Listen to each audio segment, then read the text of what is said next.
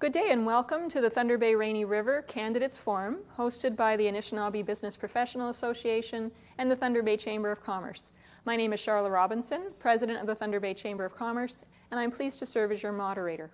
We begin today with the acknowledgement that the City of Thunder Bay has been built on the traditional lands of the Ojibwa people of Fort William First Nation, original signatories to the Robinson-Superior Treaty signed in 1850, and we recognize the significant contributions of the First Nations, Inuit, and Métis peoples to our heritage, social, cultural, spiritual, and economic wealth. Our thanks to our supporting media partner, Net News Ledger, and our venue host, Trinity Hall. Please ensure that all cell phones are put on silent for the duration of the event. The order of speaking today has been determined by draw, and the questions will rotate from right to left. Questions will be posed to the candidates by the panelists, and each candidate will have 60 seconds for their answer, with the receiving candidate wrapping up with a 30-second rebuttal. I will raise a notice card when there are 10 seconds left, and I'll cut you off when your time runs out. I remind the candidates that they've pledged to be respectful of each other, to not engage in named calling, and to not interrupt each other when speaking. Candidates will not use inappropriate language and will follow the direction of the moderator. Our panelists today are Jason Racevich, President of the Anishinaabe Business Professional Association, and Riley Burton, Chair of the Board, Thunder Bay Chamber of Commerce. So let's get started with a 1-minute opening statement, starting with Tracey McKinnon. Bonjour, Uzawa Beniti Kwe, Cornwall Ontario Nandoji, Name my Dodam. My given name's Tracy. Poverty is a social detriment of health. Eliminating poverty requires systemic action on all fronts, with safe, secure housing as a fundamental right at its core. I've worked very hard in the city of Thunder Bay to help eliminate the barriers people who experience poverty face. The very basic expenses of life quickly add up. For some people, things that society deems essential are just simply out of reach. Internet and cell services are two examples of services that have been crucial to maintain these connections through the pandemic. Services that we have been promised by major parties would be made more affordable. These have been hollow promises, and now with the I can't say that word. Someone say it from me, sorry. Implementation. That one, thank you. Of a vaccine passport that will require cell phones for people to prove their vaccine statuses. That is more crucial. The Green Party of Canada has been advocating for a guaranteed... Thank you. Your time is up. Livable income. We'll move on to Marcus Powlowski, your 1-minute opening statement. Hi, I was for a lot of years an emergency room doctor. I've also worked a lot of years in developing countries and Indigenous communities as a doctor. I studied law, I studied public health, and I worked for World Health Organization for several years writing health legislation. As it turns out with the pandemic, not a bad background to have. Throughout COVID, I've been in constant contact with both national and international experts on healthcare, and I've been the loudest Liberal voice on all things COVID. But other than COVID, I've learned a lot in my 2 years as an MP, and as a result, I think I'm a lot better candidate now than 2 years ago. As an MP, if you're persistent, you can do a lot.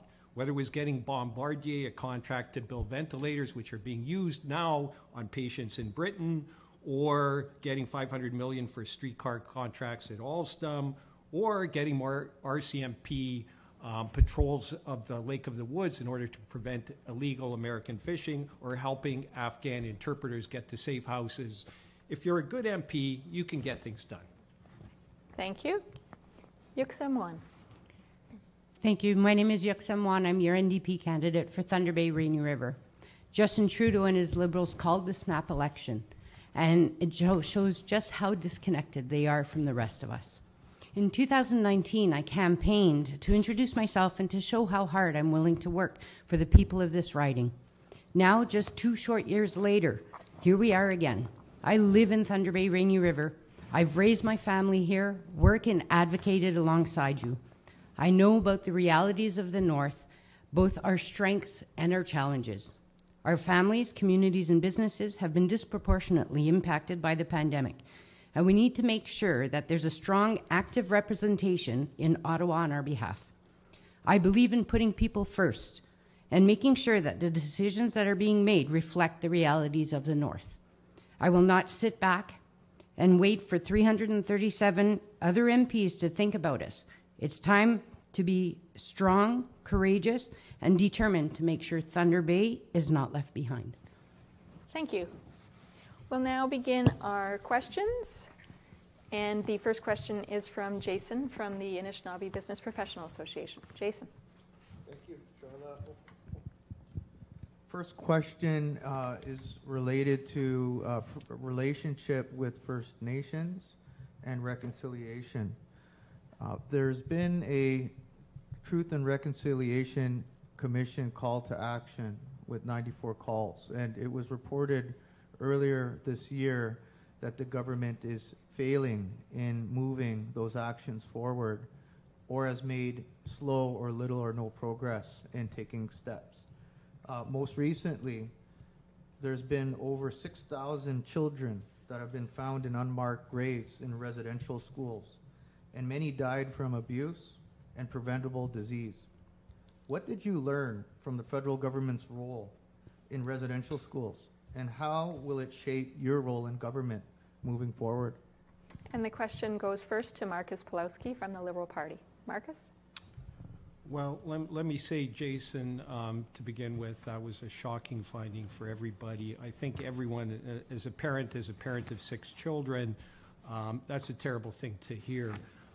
Regardless of what caused the death of those children were pulled from their homes without their parents wanting them to be there. I can have this picture of kids crying, and they're forcing the kids away from their parents, bringing to somewhere they don't want to be. And so certainly it's a terrible legacy to have. And certainly with the Truth and Reconciliation Committee findings, actually the Liberals have either implemented or gone quite a long ways to implementing 80% of those recommendations. The government has committed to look and to try to find bodies anywhere where Indigenous communities want them to, and certainly we recognize that we all have to do better with respect to our relations with the Indigenous community. Thank you, Marcus. Yuk-Sem Won. Thank you. One of the things I think that we've learned as Canadians, especially this summer, is that we haven't done enough. And there was a lot of harm done, and we need to do better. We need to advance Indigenous peoples and all Canadians down the path of reconciliation. We need to build a new nation-to-nation relationship now. Successive governments have denied basic human rights, stolen children, forced people off their land, and claimed land without compensation or consent, spent millions of dollars fighting in courts for on chronic underfunding of Indigenous children and communities, trying to overturn human rights rulings, and litigating against residential school survivors seeking accountability. The government underfunds vital services like water, housing, health, education, and all this while we know that COVID disproportionately has impacted the Indigenous people. We need to do better. Thank you. Our next question, we'll return now to Marcus for a 30-second rebuttal. I'm sorry. Looking at the wrong thing. Tracey McKinnon, you have 1 minute. Thank you for the question. I think Canada realized or has been made aware of issues, especially around the loss of the children, something that Indigenous people have been trying to say for many, many, many years. Finally, the horrors of the reality has been brought to light. At the mother of 4, not 6, Marcus, like Marcus. This deeply disturbed me, the grandmother as well. My heart was broken, and I've actually seen Yuk-Sem at the Sacred Fire going on here in Thunder Bay, now at that Roots to Harvest, many times during the summer and at various locations. That was, coming together. That was reconciliation. That was what, Indigenous people needed. That's what, Canadians need. That's the dark truth of Canadians' history that, it's being made more aware, just as a mother, that was deeply disturbing. As a community member, that was deeply disturbing. Thank you. Marcus, 30 seconds for rebuttal. The reality is this is a two-horse race. It's either going to be PC or Liberal government, and we know that if the PCs go get into power, this isn't going to be good for the Indigenous people. As for the Liberals, my good friend is Jaime Batiste. His father wrote the United Nations Declarations of Rights of Indigenous People. I sit with him on the Indigenous Committee, and Jaime will absolutely do everything he can to further Indigenous rights. So what more can I say? Thank you.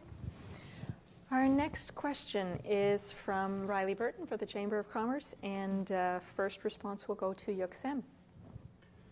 Certainly a common theme of conversation is recovery, pandemic recovery. I'd like all of us to reflect on it a bit now.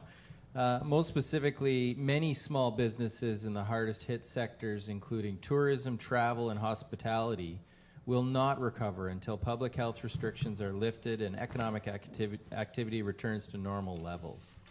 In addition, some businesses have been ineligible for financial supports due to program criteria such as business start date or ownership or staffing structures.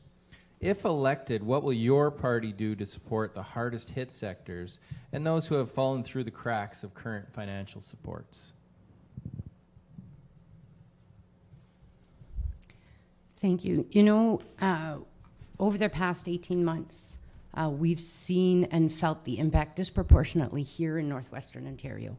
Our families, our businesses, our communities were even more so isolated, and we needed the support. We needed a voice that was speaking on our behalf, saying that our reality is different and we need to have the help and the investment into the North to survive. We need to have a Northern Ontario left for our children. So one of the things that the NDP really believes in is to invest in the communities, invest in small businesses and startups. Throughout the pandemic, we fought for to increase CERB so that the eligibility as well as the amount, when the Liberals just went as far as they thought they could, we pushed them further with a strong opposition, and we're going to keep on doing that to make sure there's no one left behind. Thank you. Tracy. Pandemic recovery. I'll just build off what Yuk-Sem was mentioning about the CERB. I think we've had the main comeback in the 1970s. We've had the Basic Income Pilot Project, 2019. We had the CERB in 2020. We have the CRB now in 2021. I think it's programs like this that the North, a lot of, not just the North, but all over Canada needs this type of program to continue in some form as a guaranteed livable income, as a basic income, as a targeted income, just to help rebuild the economy, to help get it that kickstart it needs just to get back to where we were pre-pandemic. Yeah. Thank you. Marcus Powlowski. My office has spent a lot of time working on this subject. I've spoken to numerous owners of travel lodges who were really disproportionately affected because they're totally dependent on tourism from the Midwest United States, and they've been devastated. And you know what? I in fact worked across party lines on this. I had Charlie Angus and Eric Malilo, and I wrote a letter asking for more support for the tourism industry. There was a fairly recent announcement that we're putting $500 million more through the RRRFs into tourism support, and also $500 directly into tourism. Minister Jolie was actually here and met online with a lot of the tourism operators, and I have to say she seemed to be really moved by it. In several other subsequent conversations, she brought this up, and that we have to do more for the people in the tourism industry. FedNor now is an independent agency, has a newer, bigger $100 million budget and some freedom to make their own policy. I hope that'll include some more loan forgiveness. Thank you. Rebuttal for 30 seconds. Yuk-Sem Won. One of the things that we have to remember is that with NDP MPs, we fight for the people who are being left behind. We make sure that, you know, instead of just 10%, that the subsidies for small businesses were at 75% so that they could make it through. We need to invest again in the startups. We need to make sure that the families of the North are able to stay here and not just have the hope of maybe surviving. Thank you. Our next question is from Jason from the Anishinaabe Business Professional Association, and the first response will go to Tracey McKinnon. Okay, the Northern Ontario has, in specific areas and First Nations, are involved in treaty agreements with the Crown. We've got Treaty 3, 5, 9, Robinson Superior 1850, and even Robinson Huron that the Anishinaabe Business Professional Association supports for advancing Indigenous business. Many of these First Nations would like to be in an ownership position for infrastructure in their own traditional territories, including being involved in the realm of clean energy development and major resource extraction. Supporting more active and equitable partnerships for First Nations in these projects can significantly improve outcomes through the generation of own source revenues and new revenue streams for First Nations. But access to capital and capacity building mechanisms remain a challenge, and realizing these aspirations. If elected, what will your party do at the federal level to help First Nations overcome barriers to better ensure more equitable participation in infrastructure in major resource development? That was a long question. I think for first and foremost, to cancel the pipeline,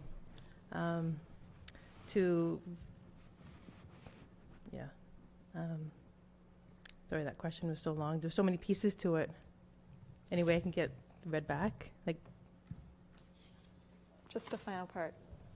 If elected, what will your party do at the federal level to help First Nations people overcome barriers to better ensure more equitable participation in infrastructure and major resource development projects? I think another piece would be the education, the reskills. Indigenous people have been far too long behind in being educated. And being, given the opportunities that others have been given. I think education is the way forward. Awareness is the way forward. Small business grants, and give the people, the education they need to move to help their communities, to help their families. When we invest in the community, we invest in each other. Rich. Thank you. Marcus Powlowski? I think we've come a tremendous way forward in terms of Indigenous business, and there's certain First Nation communities that are doing exceedingly well. For example, Rainy River First Nations in our community, very entrepreneurial, and they're going to be leading the way in the Fort Frances area in terms of developing businesses. But I certainly appreciate the fact that Indigenous businesses need the capital in order to function, and accessing the capital is a pretty big thing. So the Liberals have in 2019 contributed $100 million, and again in 2021 we contributed $50 million to the Indigenous Growth Fund, which gives money or lends money to Indigenous financial institutions who can provide the liquidity, provide the money to Indigenous businesses. There's also the Community Infrastructure Fund, and lastly, I'd say there's a commitment for 5% of all government procurement to go to Indigenous businesses. Thank you. Yuk-Sem Won. Thank you. The Indigenous communities, especially the entrepreneurs and the small businesses, have long been waiting and seeking a new fiscal relationship with the government. And New Democrats are determined to work with them, build that relationship, to increase economic development, to create good jobs in the community, access the services, access the funding that they need. We need to also build an infrastructure that supports business, which includes internet and cell phone service. We need to have the transportation and the buildings in order to build and have these businesses thrive. We need to support Indigenous entrepreneurs, and we want to have a dedicated regional economic development support system specifically for Indigenous entrepreneurs. We also want to increase the allocation and make sure that the Northern Infrastructure Fund... Thank you, Yuk-Sem. Thank you. Thank you. Is there. Over to Tracey. Did you want 30 seconds for rebuttal? I think another piece I left out was self-governance. I think that's something the Indigenous people have been wanting, and I think it's just self-governance so they can control what happens on their lands. And then the other pieces were the infrastructure. We need just more awareness, more education. We need to come together as a community and just keep building on these bridges that we've made so far. And we just need to continue just building those bridges just to move forward. Thank you. Our next question is from Riley Burton with the Chamber of Commerce, and the first response will go to Marcus Powlowski.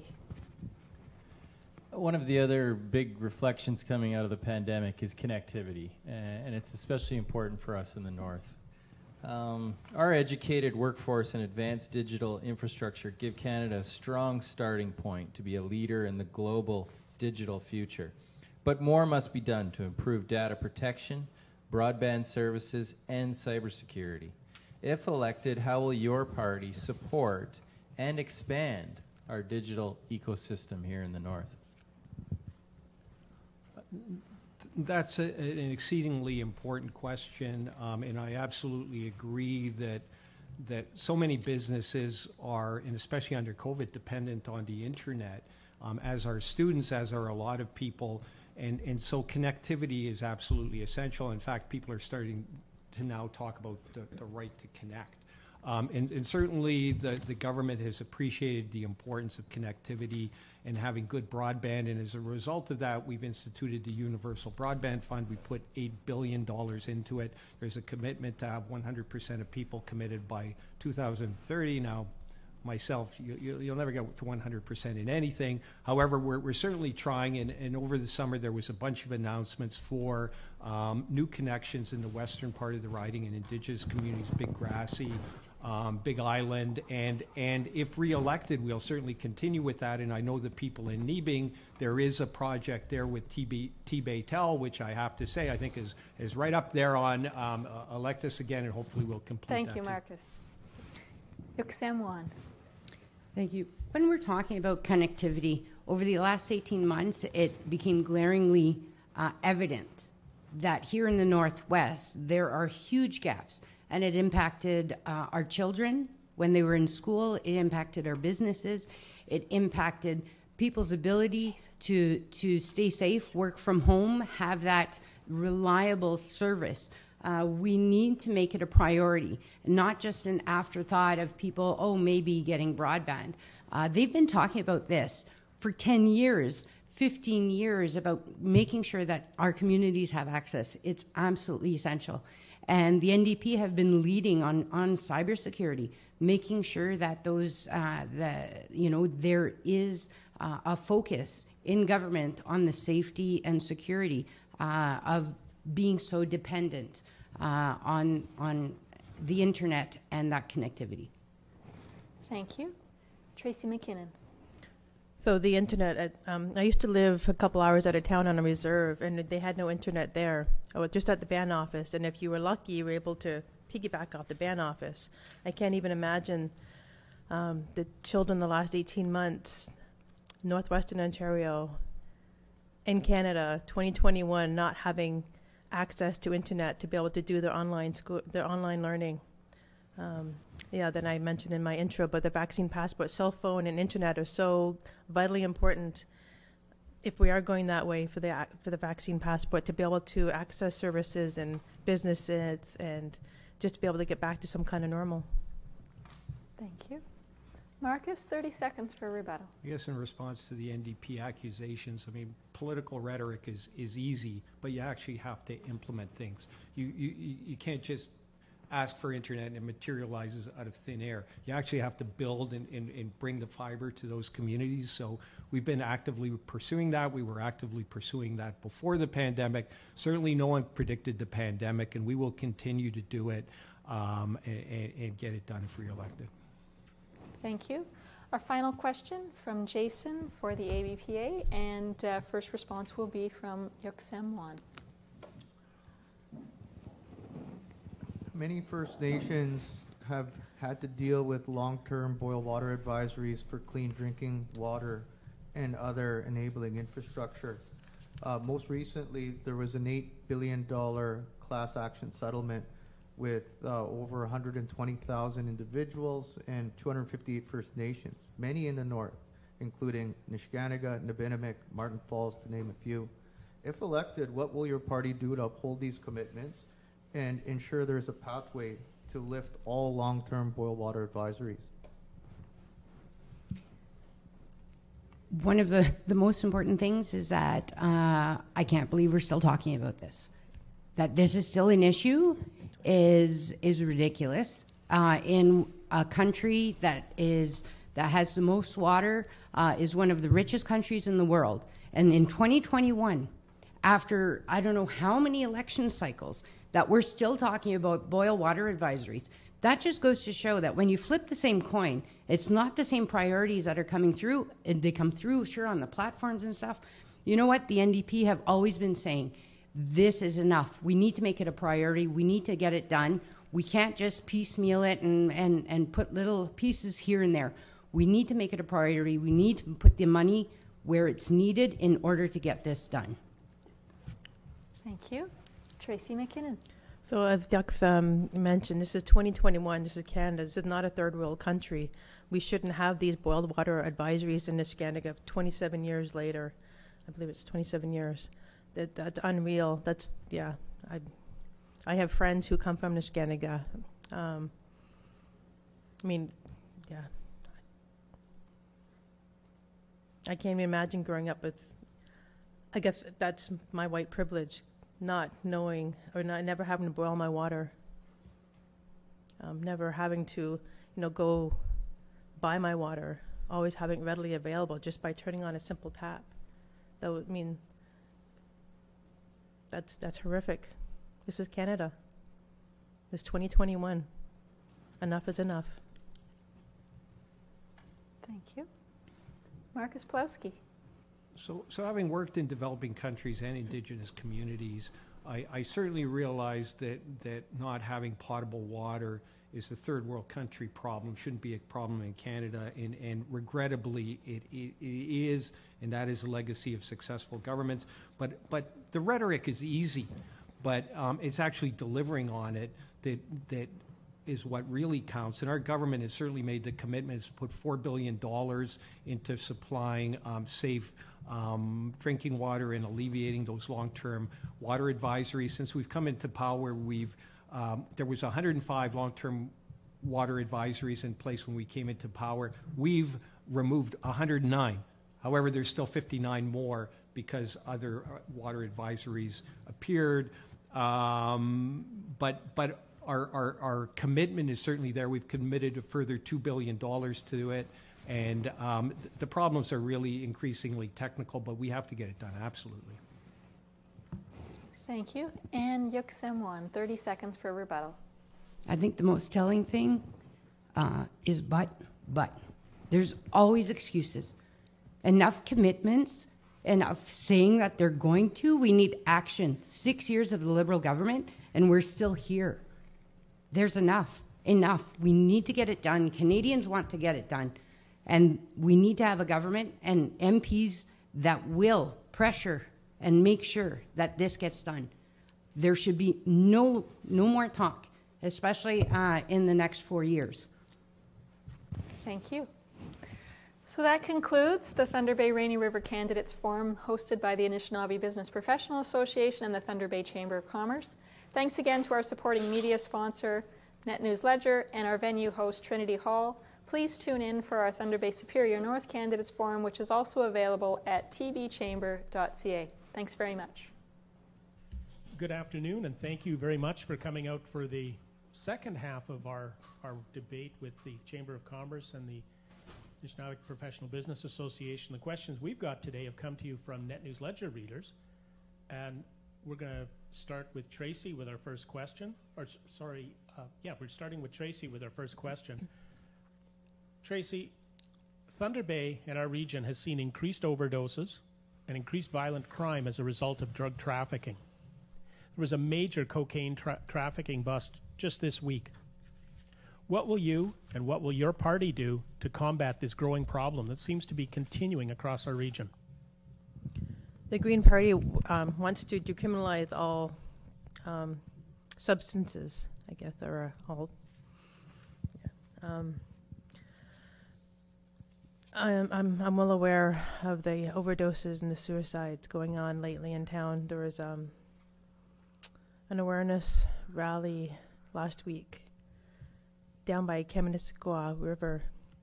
I attended. I didn't. Well, yeah, I think Yuk-Sem was there as well. I went there as a community member, not as a political candidate, just to be there with their families, even though I've never had anyone directly close to me overdose or commit suicide. Indirectly, I have. I thought that was a very important as a candidate to be there, just to supporting the community members that have lost loved ones and sons and daughters and mothers and fathers. And over to Marcus. I'm exceedingly aware of this problem, having been a long-time emergency room doctor and treated numerous overdoses, including overdoses that came in VSA, vital signs absent, meaning it's too late. And certainly on the campaign trail, both this time and last time going door to door, I've encountered people who came to me and said that they've lost a child because of an overdose. So having said that, and our desire to change things, it is difficult. And I think any person who's known someone or has a child who's been involved in drug addiction realizes that the difficulty of getting people off drugs. Now, our government has certainly again made the commitment. We spent over $600 million over the past 6 years in addressing the opioid crisis, another $180 million in substance abuse, and a further commitment for $500 million. But unfortunately, there isn't easy answers. But we got to do better. And one too many deaths is too many deaths. Thank you, and over to Yuk-Sem. Thank you. This community has felt, and across the North, we've felt the impact of the opioid crisis and the impact that addictions have on our families, on our friends, on our loved ones. We need to declare a public health emergency immediately. We need to end the criminalization and stigma of addictions and provide increased supports to those, to individuals, so that they can have hope, and they can, the ones who love them can have hope. We need to address overdose prevention, have treatment on demand. And here in the North, something that a lot of the communities want to do is to go back to land-based treatment services. We need to be able to connect with people, give them that pathway out of addictions, and support the families with them. Thank you. And Tracey, for 30 seconds. In 2018, when I was running for city council, Ron Chakamolan, who was running for mayor at the time, his dream was to build a treatment center here in Thunder Bay because he had lost his son, I think the previous year. That I think is something that Thunder Bay needs more so now than ever before. Some kind of, there's not enough detox beds. We need some kind of healing treatment center, land-based. Thank you. Our next question, Was there the rebuttal? That was a. That sorry. was. Yeah. Our next question will start with you, Marcus. The pandemic has shown that there have been a great number of gaps in our society. In our region and across Northern Ontario, problems with high-speed internet, access to safe drinking water, housing, access to intercommunity transportation have all been major issues for many people across the region. What will you and what will your party do on these issues? Oh, James, that's a very difficult question because you bundled in one minute answer on what we're going to do with a whole bunch of things, including the internet. Let me start off with the internet. So the Universal Broadband Fund has committed $8 billion towards increasing connectivity across Canada, and certainly we've already made starts in northwestern Ontario, and then the other couple, there was 2 or 3 things in there besides the internet.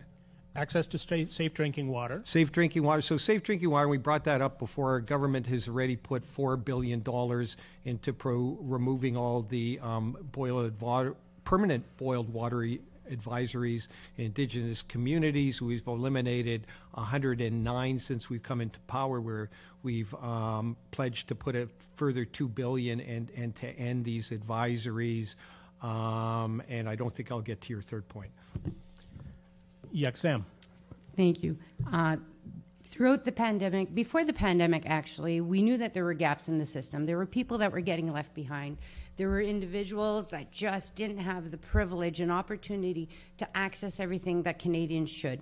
And that includes the basic human rights. So when we're talking about water, internet, housing, transportation, and even access to services and healthcare or education, those are the gaps that were there before, and they just turned into chasms during the pandemic. What the NDP have always done is made sure that those issues, the ones that impact the people, are the ones that we focus on, that we're going to focus on by increasing supports, infrastructure, funding, access in the communities, as well as making sure that the boil water advisories is done. And we want to make sure that the North is able to stay strong and is there for generations to come. And Tracey. So this one affects me personally because I actually received a disconnection notice yesterday in the mail from my phone. It's about to be disconnected next week. I've advocated many times for cell service, for free cell phones for the vulnerable people, also for fare free transit. These are things that impact community members who didn't have a voice. That's why I'm here, to give those people a voice. People like me who face these challenges every day, living on low income or below poverty, on ODSP. Then again, the boiled water. I mean, you've seen how much I'm drinking here. I mean, I can't even imagine, having to go to and boil water just to have a fresh, glass of something to drink. Thank you. And Marcus, you have 30 seconds. You threw a whole bunch of things in there, James. As for housing, we're the first government to institute a national housing strategy. We have a big, detailed platform. The problem is, and for those voters on the left, progressive voters, you're looking who to choose. I think we're the ones with the platform. The rhetoric again comes cheap, but I think if you look at our platform, we have the details, we have the way forward, and really we're the only alternative who has stands a chance to form the government. Thank you. We're going to shift over to a question on healthcare, and it's on increased health transfer payments to Ontario. The pandemic measures have resulted in limited cancer screening and a surgical backlog. The increased pressures on Ontario's healthcare workers and the infrastructure highlight the need for funding to address the growing healthcare needs.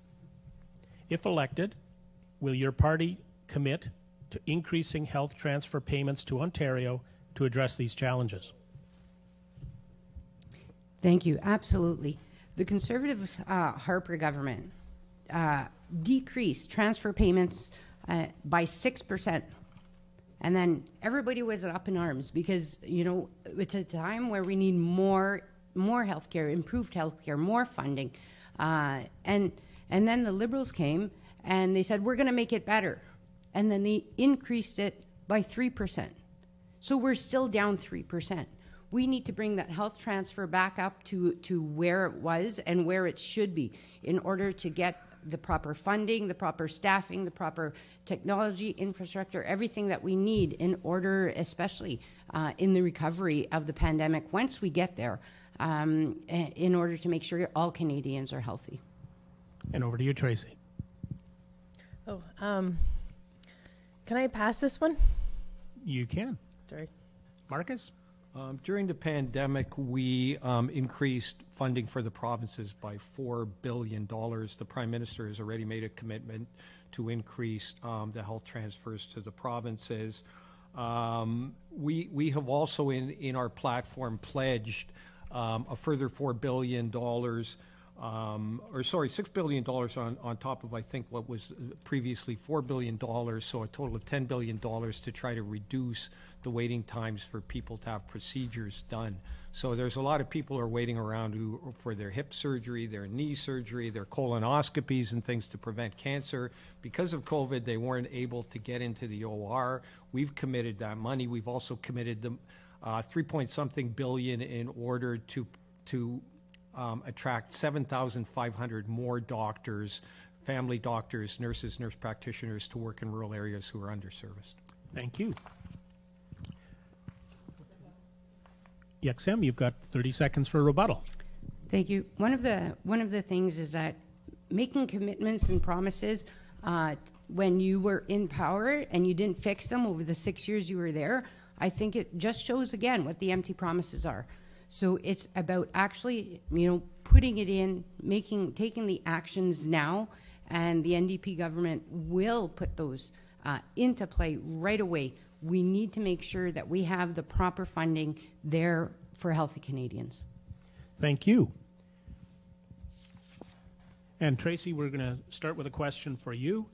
Many Canadians have been shocked as the awareness of the deaths of students at Canada's residential schools have continued to climb over the summer. Equally, though, the issue has not seemed to resonate at the national level during this campaign. What message of reconciliation do you believe that this sends to Canada's Indigenous people, and what would you do as the Member of Parliament to work to address this? So as a mother, as I said earlier, and as a grandmother, this is deeply disturbing as a community member as well. So I myself went to Catholic school. I myself have had my children removed by authorities. This is how I relate to my brothers and sisters in the community. As a frontline support worker previously, different organizations within the city, I've seen the effects of residential school, the suicide, the overdoses, the suicide, the overdoses, the addictions, the mental health, the health issues. These are all part and parcel for residential schools that, unfortunately, the pandemic has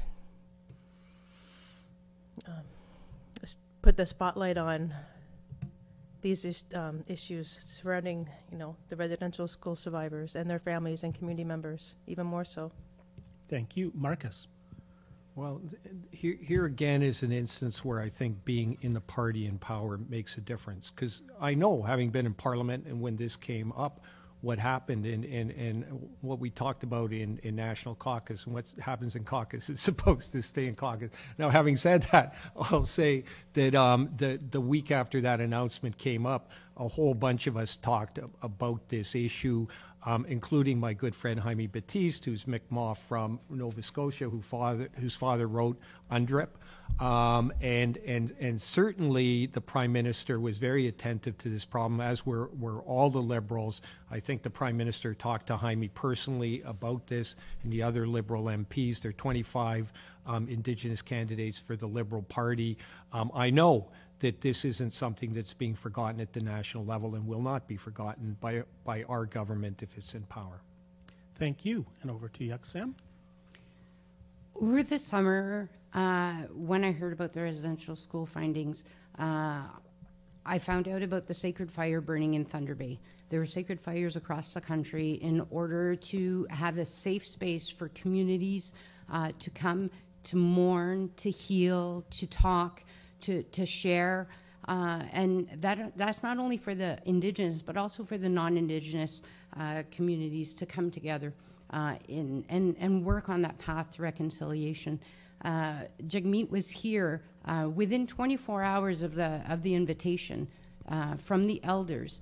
Jagmeet came here to Thunder Bay, and he took 6 hours at the fire listening, learning, acknowledging the pain, acknowledging the hurt, and trying to find solutions of how we can go forward.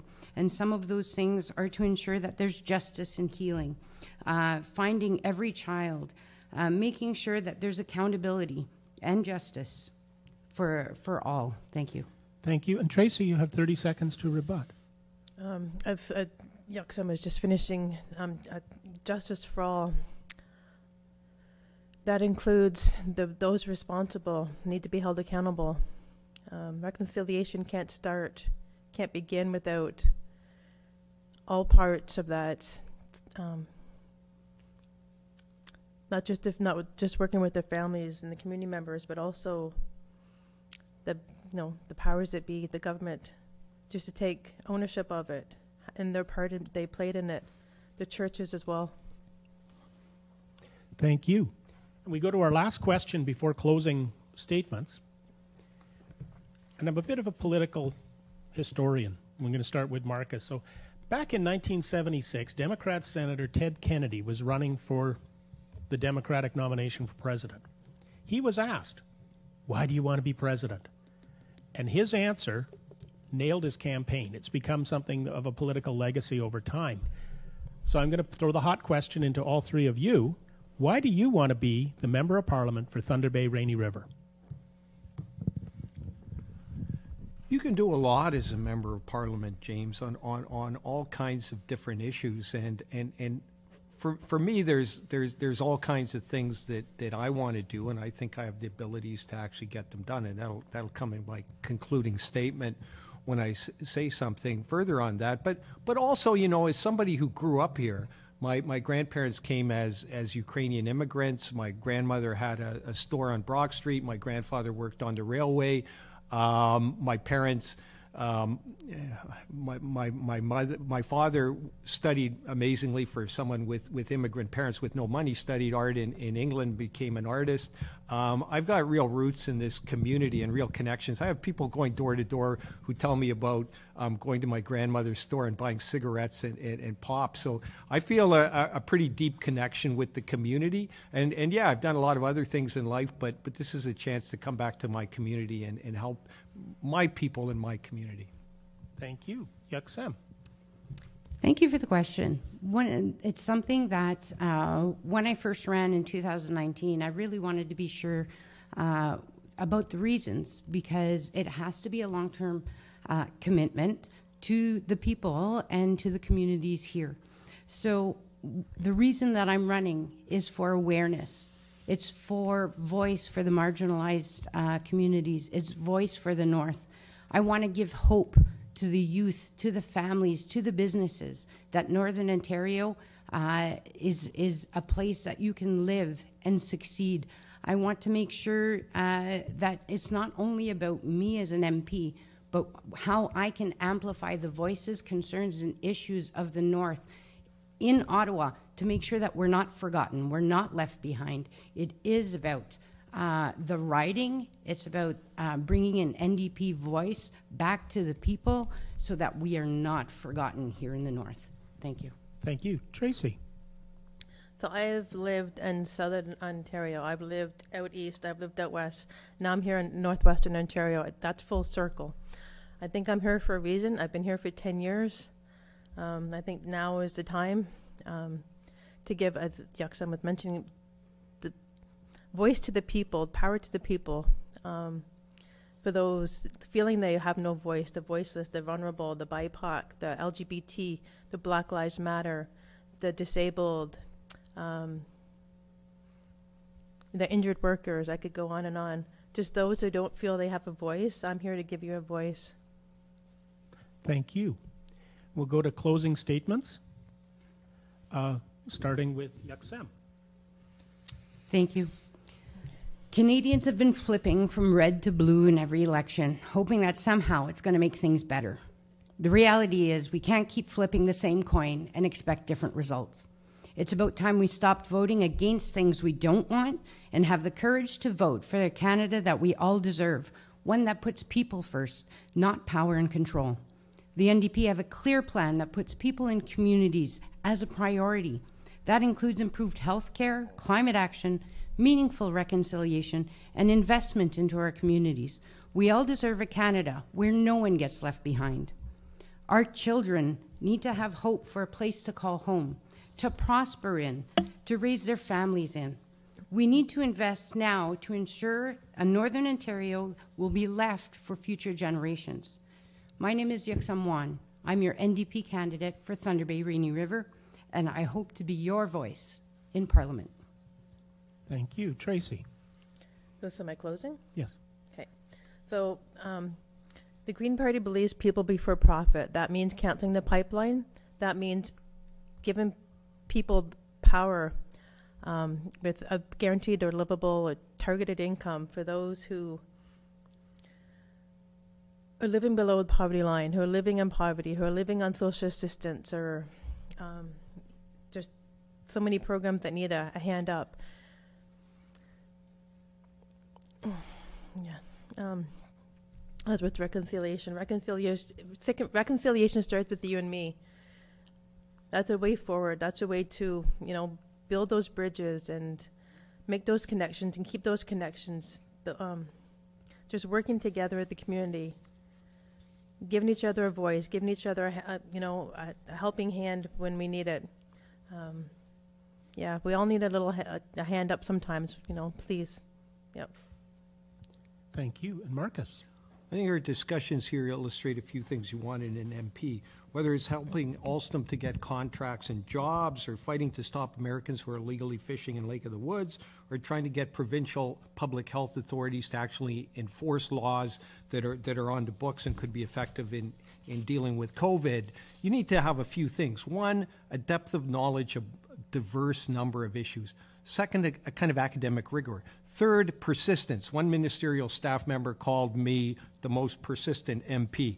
Because of the COVID, this election has unfortunately been mostly about leadership, but it's our names that's on the ballot. For left-leaning and progressive but undecided voters, let me say that being as an MP for the last couple of years, I can say being with the governing party matters, and results in your constituents having a much stronger voice in Ottawa. Before you vote, consider who is best suited to actually get things done for you, your family, and our community. Thank you very much. And that concludes the questions that we have. I want to thank all three of you for taking the time. For our readers and viewers who were wondering, perhaps there's 3 people here today, the invitation was sent out based on the National Debate Commission rules on who could attend.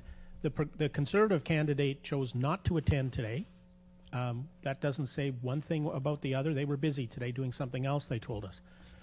For all of you out there watching, this is an important election. It's an election unlike anything we've ever had.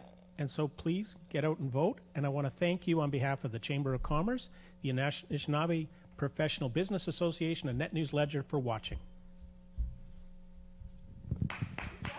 Thank you. Thank you.